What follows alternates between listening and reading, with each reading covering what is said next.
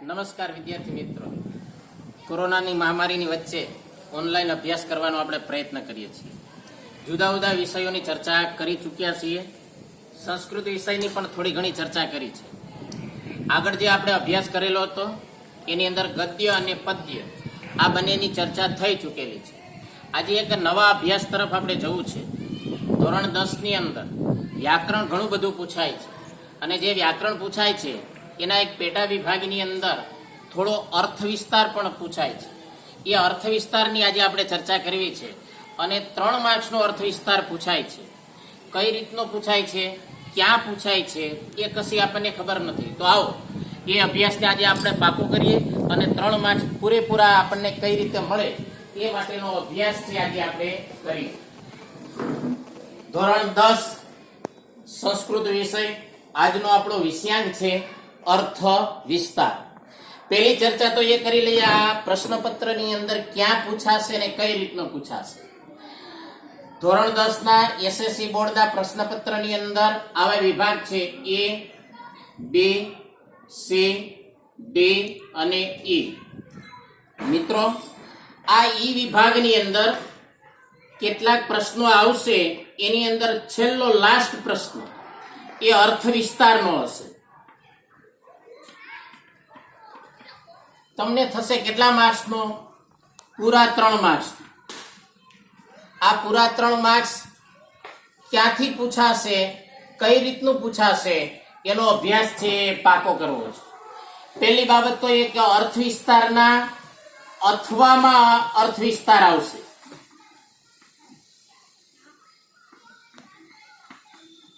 એટલે 2 અર્થ વિસ્તાર પૂછાશે અને 2 માંથી એક અર્થ વિસ્તાર આપણે લખવાનો છે. કેટલાક સિલેક્ટેડ શ્લોક છે અને એ શ્લોકમાંથી જ અર્થ વિસ્તાર છે આવે છે. તો એ અગત્યના જે શ્લોક છે એ મારે વિદ્યાર્થીની આગળ આજે મૂકવા છે. આમ તો ઘણા અગત્યના અર્થ વિસ્તાર છે. આજે 2 અર્થ વિસ્તાર તમને પાકા કરાવવાના છે અને છતાં પણ જો આમાંથી પાકા ન થયા તો છેલ્લે પીડીએફ ફાઇલ છે એ મૂકીશ અને પીડીએફ ફાઇલને છે પાકી કરી અને પૂરા 3 માર્ક્સની તમે તૈયારી કરી શકશો. તો આવો એ 3 માર્ક્સનું કઈ રીતે આપણે તૈયારી કરશું. મિત્રો, સંસ્કૃત વિષયની અંદર જેટલા પદ્ય છે એ બધા જ પદ્યની અંદર છે અર્થ વિસ્તાર આપેલા નથી. જેટલા તમારા પદ્ય છે એ પદ્યની અંદર સ્વાધ્યાયમાં અર્થ વિસ્તાર કરો એવું લખેલું આવે છે. એ જ શ્લોક અર્થ વિસ્તારની અંદર પૂછાય છે. આજે તમારી ધોરણ 10ની ચોપડીની અંદર 7મા પદ્યની અંદર 2 અર્થ વિસ્તાર અગત્યના છે. શ્લોક ઘણા બધા છે પણ એમાંથી 2 અર્થ વિસ્તાર ખૂબ અગત્યના છે. એનો અભ્યાસ કરવા તરફ જાઉં છું. પહેલા અર્થ વિસ્તારને આજે આપણે પાકો કરવાનો પ્રયત્ન કરીએ. પહેલો અર્થ વિસ્તાર શ્લોક છે, યથા ચતુર્ભિઃ કનકમ પરીક્ષ્યતે નિર્ઘષણ છેદેન તાપ તાડનૈઃ તથા ચતુર્ભિઃ પુરુષમ પરીક્ષ્યતે શ્રુતેન શીલેન ગુણેન કર્મણા ચ. મિત્રો, આ શ્લોક ભારતીય સંસ્કૃતિની અંદર માણસને પુનર્જન્મની અંદર શું ચેક કરવામાં આવે છે એનો સંદેશો દઈને જાય છે. થોડી સાઈડની ચર્ચા. અર્થ વિસ્તારની અંદર જ્યારે પૂછાય ત્યારે પહેલો વિભાગ આવશે ભાષાંતર. પેલા ભાષાંતર લખવું, ત્યાર ભાષાંતર લખાઈ જાય પછી આવશે અર્થ વિસ્તાર. અર્થ વિસ્તાર લખાઈ જાય પછી છેલ્લે આવશે બોધ. બોધ છે એ 2 લીટીની અંદર લખવાનો છે. અર્થ વિસ્તાર ખૂબ લાંબો લખવાનો છે. ભાષાંતર સ્પષ્ટ શબ્દોની અંદર ભાષાંતર થવું જોઈએ. જો સ્પષ્ટ શબ્દોમાં ભાષાંતર થયું તો આપણો 3 માર્ક્સમાંથી 1 માર્ક્સ પાકો થાય. એટલે પહેલા તો ભાષાંતર સ્પષ્ટ છે એ સમજવું જોઈએ. ક્યાંથી ભાષાંતર થાય જુઓ, શીખો. યથા એટલે જેમ, નિર્ઘષણ એટલે કે ઘસીને, છેદેને કાપો મૂકીને, તાપ તપાવીને, તાળનેહિ ટીપીને, ચતુર્ભિઃ 4 રીતે, કનકમ પરીક્ષ્યતે સોનાનું પરીક્ષણ થાય છે. સોનાની પરીક્ષા થાય છે તથા તે જ્ઞાન, ચારિત્ર, ગુણ અને કર્મ વડે 4 રીતે માણસની પરીક્ષા થાય છે. આ એનું ભાષાંતર છે એ થયું છે. હવે એનો થોડો સાર સમજાવવાનો પ્રયત્ન કરીશ. મિત્રો, સોનીની પાસે તમે સોનું લઈને જાઓ તો સીધે સીધો સોની છે એ સોનાને સ્વીકારી લેતો નથી. આ સોનું લઈને ગયા પછી એની 4 રીતે સોની પરીક્ષા કરશે. જો 4 રીતે પરીક્ષામાંથી એ પાર ઉતરે તો અને તો જ એ સોના તરીકે એને સ્વીકારે, નહીતર એ સોનાને સોના તરીકે સ્વીકારે નહીં. એટલે સોનાની પણ છે એ 4 રીતે પરીક્ષા થાય છે. આ 4 પરીક્ષામાંથી જો એ પસાર થાય તો અને તો જ સોનાને સ્વીકારે, નહીતર સોનાને સ્વીકારે નહીં. એ 4 પરીક્ષા કઈ? સોનાને આપણે લઈ ગયા પછી સોની પહેલા એને ઘસે. જે પથ્થર ઉપર ઘસે ને એ પથ્થરને ઓરસિયો છે એ કહેવામાં આવે છે. કે બીજો એનો શબ્દ છે નિકસ. એની ઉપર એ ઘસે ત્યાં જ એને ખબર પડી જાય સોનીને કે આ સોનું છે કે નહીં. 4 રીતે સોનાની પરીક્ષા થાય. પહેલું ઘસીને, બીજું છેદેને કાપો મૂકીને, કુંડલ લઈ ગયા પછી એ પૂરેપૂરું નક્કર છે કે અંદર પિત્તળ ભરેલું છે કે લોખંડ ભરેલું છે તો સોનાના ભાવથી એને લઈ ન લે તો એને કાપો મૂકે. કંગન લઈ ગયા પછી અંદર લોખંડની રિંગ પણ મૂકેલી હોય, ઉપર માત્ર સોનું જ હોય તો કઈ સોનાને એ રીતે સ્વીકારે નહીં. 4 રીતે પરીક્ષા થાય. પહેલું તો એ ઘસે ત્યાં જ એને ખબર પડી જાય કે આ સોનાનું છે કે નહીં. બીજું કાપો મૂક્યા પછી એને પાક્કું થઈ જાય કે ના સળંગ છે, સોનું છે તો જ એને સ્વીકારે. પણ ના, અહીંયા એની બીજી પરીક્ષા પૂરી થઈ. ત્રીજી પરીક્ષા, એને તપાવે, અગ્નિની અંદર નાખે. અગ્નિની અંદર નાખ્યા પછી એને ખ્યાલ આવી જાય છે કે પિત્તળ છે, સોનું છે તો કેટલા વલ્લું છે, કેટલા ટચનું છે, એને ખ્યાલ આવી જાય. એટલે તપાવે. પછી ચોથી પરીક્ષા, તાળને ટીપા પછી આ 4 પરીક્ષામાંથી જો પસાર થઈ જાય તો અને તો જ આ 4 રીતે કનકમ સોનાનું પરીક્ષણ થાય છે. તો અને તો જ સોની એને સોના તરીકે સ્વીકારે. હવે અગત્યનો પ્રશ્ન છે કે માણસનું મૃત્યુ થયા પછી ભગવાન શું સીધી રીતે જ એને સ્વીકારી લેતા હશે? ના, એને સીધા છે સ્વીકારી લેતા નથી. માણસનું મૃત્યુ થયા પછી જીવ આલોક છોડી અને પરલોકની અંદર જાય તો સોનાને પણ જો સોની સ્વીકારતી વખતે 4 પરીક્ષા કરતો હોય તો માણસને સ્વીકારતી વખતે ચોક્કસ છે એ ભગવાને એની 4 રીતે પરીક્ષા છે એ કરી. આવો એ 4 પરીક્ષા માણસની કઈ રીતે થાય છે? એટલે અહીંયા 2 પરીક્ષા છે. એક તો સોનાની પરીક્ષા છે અને નંબર 2 માણસની પરીક્ષા છે. હવે માણસની પરીક્ષા ચાલુ થાય છે. ભગવાન એને પૂછે છે પહેલી પરીક્ષામાંથી જીવને, શ્રુતે કેવું સાંભળીને આવ્યો છે, કેવું જ્ઞાન છે. જીવ ત્યાં ગયા પછી ભગવાન પૂછતા નથી કેટલું કમાણો વિત્ત, પણ ભગવાન એ પૂછે છે કેટલું કમાણો જ્ઞાન. શ્રુતેન એટલે જ્ઞાન. હવે એ જ્ઞાન પણ કયું જ્ઞાન? તો જેમ કોઈ પણ વસ્તુ ઉત્પન્ન થાય તો એની સાથે એક ચોપડી આપે. બહેનોનું સામાન્ય કુકર હોય ને તો કુકરને કઈ રીતે ચલાવવાનું એ નાની એવી પુસ્તિકા છે આપે. પહેલા છે અગ્નિ ઉપર મૂકી દેવામાં આવે અને પછી છે પાણી નાખવામાં આવે, પછી બીજી સબ્જી નાખવાની, એને એક ટાઈમ ટેબલ છે. પણ જ્યારે ખોલવાનું ને ત્યારે ક્યારે ખોલવાનું ને એ એની એક સિસ્ટમ છે. કલાક 2 કલાક રાખ્યો, નીચે સ્ટવ જ ન પેટાયો તો કુકર કામ કરતું નથી. વાત એ છે કે એનું પણ એક નોલેજ જોઈએ.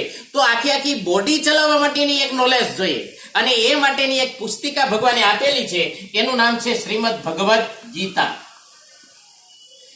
એટલે ભગવાન પહેલા પૂછે જ્ઞાન છે તો કયું જ્ઞાન છે?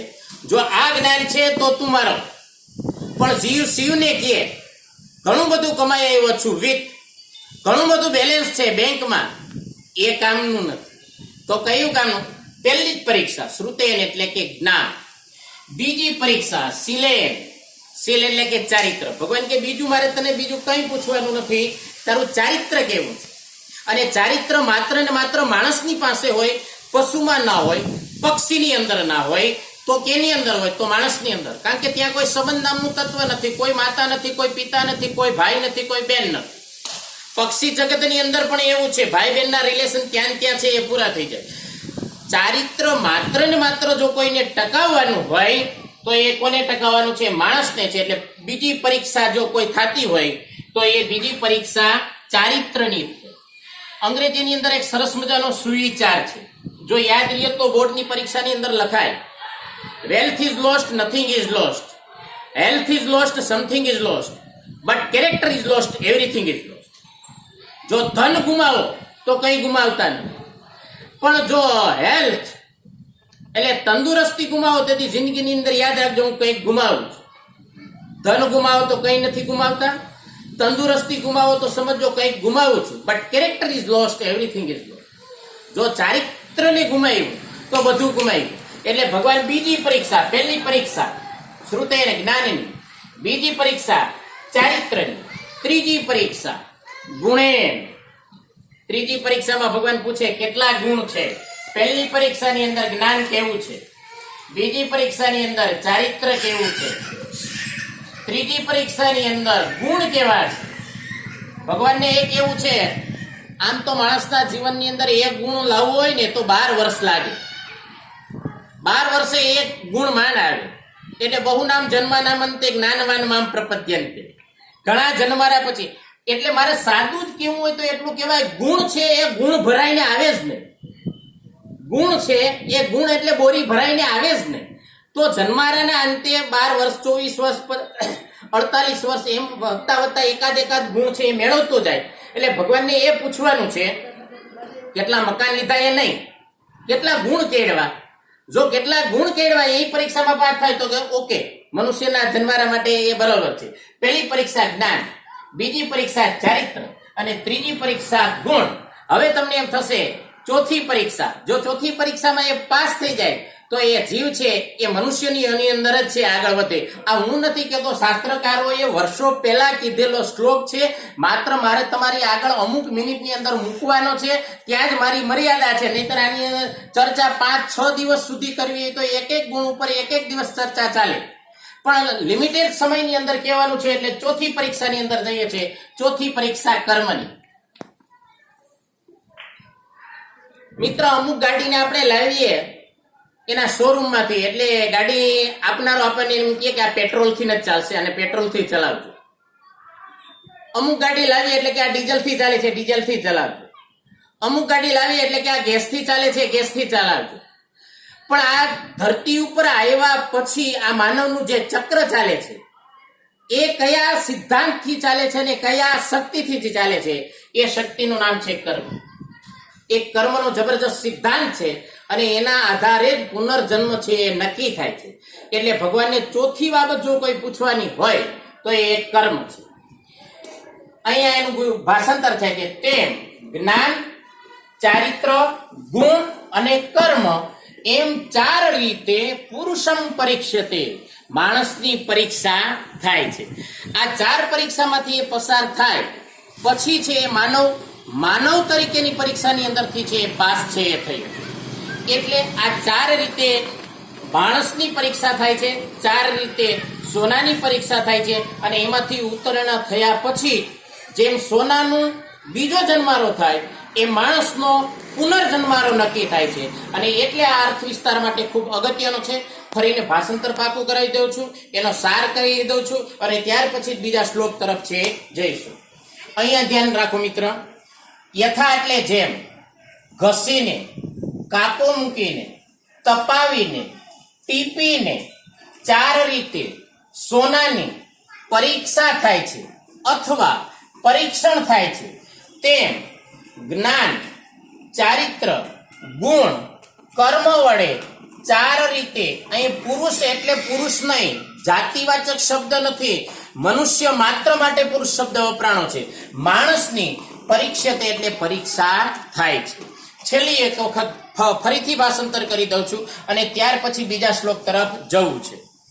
જેમ ઘસીને, કાપો મૂકીને, તપાવીને, ટીપીને 4 રીતે સોનાની પરીક્ષા થાય છે તેમ જ્ઞાન, ચારિત્ર, ગુણ અને કર્મ 4 રીતે માણસની પરીક્ષા થાય છે. આ પહેલો અર્થ વિસ્તાર. પહેલો અર્થ વિસ્તાર મિત્રો ફરીને પાછું યાદ અપાવી દઉં છું કે તમારી ચોપડી જે હોય એ ચોપડીનું એક ફૂલ સ્કેપનું પેજ હોય, એ પેજની અંદર પહેલા તમારે છે સંસ્કૃત લખવાનું છે, પછી ભાષાંતર લખવાનું છે, પછી અર્થ વિસ્તાર લખવાનો છે, એ ખૂબ લાંબો હોવો જોઈએ, અને છેલ્લે 2 લીટીની અંદર બોધ લખવાનો છે. એક પેજની અંદર પૂરો થાય, અગર તો 2-5 લીટી વધે તો પાછળની સાઈડની અંદર બોધ લખી શકાય, પણ 3 માર્ક્સ માટે આટલું આવશ્યક છે. આવો બીજા અર્થ વિસ્તાર તરફ આપણે જવું છે, અને બીજો અર્થ વિસ્તાર 7મા પાઠનો જ છે. બંને અર્થ વિસ્તાર ખૂબ અગત્યના છે. બીજો અર્થ વિસ્તાર, સેવિતવ્યો મહાવૃક્ષ ફલ છાયા સમન્વિત યદી દેવાત ફલમ નાસ્તિ છાયા કે ન નિવાર્યતે છાયા કે ન નિવાર્યતે. સરસ મજાનો શ્લોક છે. સેવિતવ્યો મહાવૃક્ષ ફલ છાયા સમન્વિત. અહીંયા સોના અને માણસની ચર્ચા હતી. અહીંયા શાની ચર્ચા છે એ જોઈએ છે. તો કે અહીંયા આશ્રય લેવો હોય તો એ મહાવૃક્ષનો જ લેવો જોઈએ, મોટા વૃક્ષનો જ આશ્રય લેવો જોઈએ. અને જો મોટા વૃક્ષનો આશ્રય લીધો તો ભાગ્યવશાત એના ફળ ન મળે તો કઈ નહીં, પણ છાયા તો કોઈ અટકાવી જ ના શકે. એટલે છાયા મળે ને તો પણ છે ઘણું. આવું પેલા ટ્રાન્સલેશન છે એ શીખી લે. ફળ છાયા સમન્વિત, અહીંથી ટ્રાન્સલેશન સ્ટાર્ટ થશે. ફળ અને છાયાથી યુક્ત, સમન્વિત એટલે યુક્ત, ફળ છાયાથી યુક્ત મોટા વૃક્ષનું સેવિતવ્ય એટલે સેવન કરવું જોઈએ. ફળ અને છાયાથી યુક્ત મોટા વૃક્ષનું સેવન કરવું જોઈએ. યદિ દેવા ફલમ નાસ્તિ, દેવ એટલે ભાગ્ય. અહીંયા બીજો શબ્દ સમજાવું છું. દેવ એટલે ભગવાન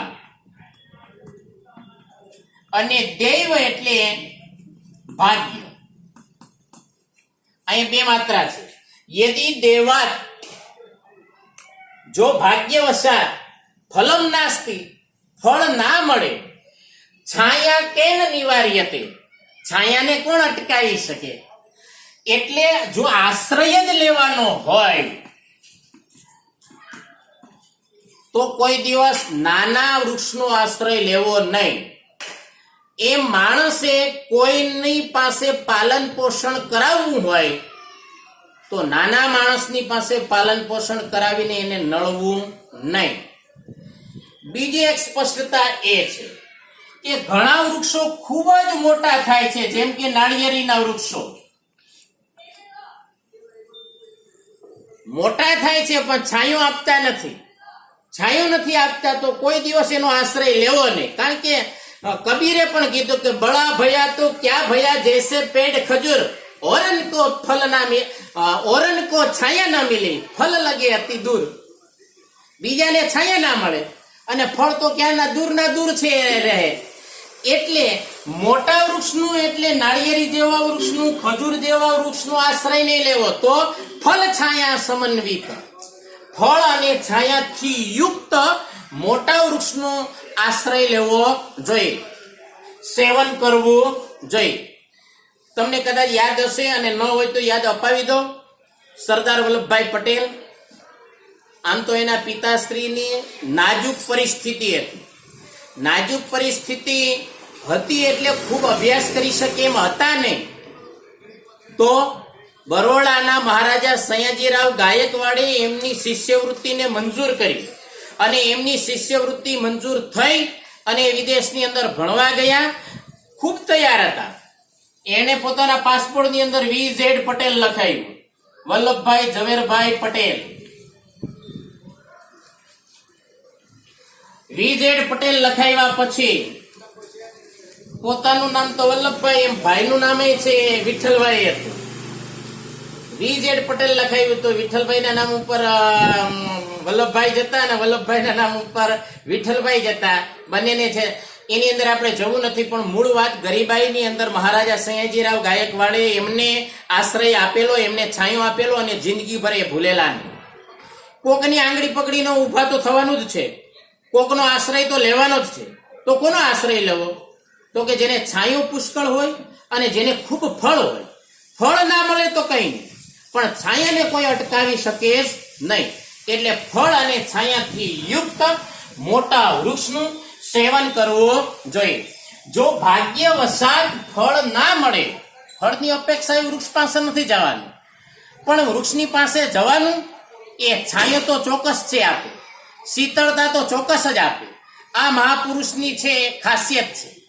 અને મહાપુરુષની બીજી વૃક્ષની ખાસિયત એ છે કે એની પાસે છાંયો લીધો, વૃક્ષની પાસેથી ફળ લીધા અને તમે વિદાય લ્યો ને તો કોઈ દિવસ છે વૃક્ષ એમ નહીં કે એ થેન્ક યુ તો કહેતા જાવ. વૃક્ષ કોઈથી થેન્ક યુની પણ અપેક્ષા રાખતો નથી. એટલે આવા મહાપુરુષને છે આશ્રય લેવો જોઈએ પાસે, કે જે થેન્ક યુની પણ અપેક્ષા રાખે નહીં. ફળ અને છાયાથી યુક્ત મોટા વૃક્ષનું સેવન કરવું જોઈએ. જો ભાગ્યવશાત ફળ પ્રાપ્ત ન થાય તો છાયાને કોણ નિવારી શકે?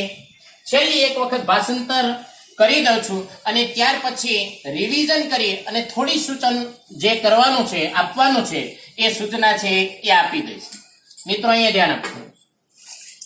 ફળ છાયાથી યુક્ત મોટા વૃક્ષનું સેવન કરવું જોઈએ. જો ભાગ્યવશાત ફળ ન મળે તો છાયા કેન નિવાર્યતે, કોણ નિવારી શકે? છેલ્લી બાબત, પહેલા શ્લોકમાં સોના અને માણસની પરીક્ષાની બાબત છે. બીજા શ્લોકની અંદર મોટા વૃક્ષ અને મહાપુરુષ, આ બંનેની ચર્ચા કરવામાં આવેલી છે. અર્થ વિસ્તાર કેટલો લખવો એ તમને કહી દીધેલું છે. ફૂલ સ્કેપનું એક પાનું ભરાય એટલો છે એ લખવાનો છે. તમારે જાતે પહેલા ભાષાંતર પરફેક્ટ પાકું કરવાનું છે. ભાષાંતર પાકું થઈ ગયા પછી અર્થ વિસ્તાર લખવાનો છે, છેલ્લે બોધ લખવાનો છે. અહીંથી જે અર્થ વિસ્તાર આપવામાં આવે એટલો જ અર્થ વિસ્તાર તમારે લખવો જરૂરી નથી, એટલો આવશ્યક છે. તમે તમારી રીતે જાતે બનાવી શકો અર્થ વિસ્તાર, અને વિષયને લગતો અર્થ વિસ્તાર હોય તો એ માન્ય છે. પણ તમે ખૂબ અર્થ વિસ્તાર લાંબો લખો અને વિષયની બહારનો લખો તો એ માન્ય નથી. એટલે આ અર્થ વિસ્તાર સમજાવી દીધા છે. એમાં અર્થ વિસ્તાર કઈ રીતનો લખવો એની એક PDF ફાઇલ અહીંથી મોકલવામાં આવશે. 2 અર્થ વિસ્તારને અત્યારે પાકા કરો. 3 માર્ક્સનું SSC બોર્ડની અંદર પૂછાવાનું છે. એની તૈયારી આજથી જ છે આપણે સ્ટાર્ટ કરી દેવાની છે. ખૂબ અગત્યના એવા પહેલા સત્રની અંદર 6 અર્થ વિસ્તાર મારે તમને પાકા કરાવવાના છે. આજે એ 2 અર્થ વિસ્તારને મેં તમારી સમક્ષ મૂકેલા છે. આવા બીજા 2 અર્થ વિસ્તારને મૂકવાનો પ્રયત્ન કરીશ, પણ ત્યાં સુધી તમે રાહ જુઓ. આજે માત્ર ને માત્ર 2 અર્થ વિસ્તારને આપણે શીખેલા છીએ. આવી જ રીતે 2 કે 3 વિભાગની અંદર છે એ 6 અર્થ વિસ્તારને પૂરો કરવાનો પ્રયત્ન કરશું. અને એ અર્થ વિસ્તાર જેમ જેમ પાકા થતા જશે તેમ તેમ આપણા 3 માર્ક્સની તૈયારી પૂરી થતી જશે. તો આજે અહીં સુધીનું જ આપણે કામ રાખીએ છીએ. ત્યાં સુધી આપણે વિદાય છે લઈએ છીએ. ફરીને આપણે પાછા મળશું ત્યારે બીજા 2 શ્લોકના અર્થ વિસ્તાર તરફ છે લેશું. ત્યાં સુધી છે આપણે વિરામ લઈએ. 2 અર્થ વિસ્તારને પાકા કરતા રહો. PDF ની ફાઇલને વારંવાર છે વાગોળતા રહો. અને છતાંય પણ જો ક્યાંય મૂંઝવણ હોય તો પ્રશ્ન કરવાની છૂટી છે. અહીં મોબાઈલ નંબર આપેલો છે, પણ હાય હેલો માટે તમે પ્રશ્ન કરવા માટેનો નંબર છે નહીં. ત્યાં સુધી છે વારંવાર છે અને વાગોળતા રહેશો. ત્યાં સુધી છે આપણે વિદાય લઈએ છીએ. જય જય ગરવી ગુજરાત, જય જય ગરવી ગુજરાત.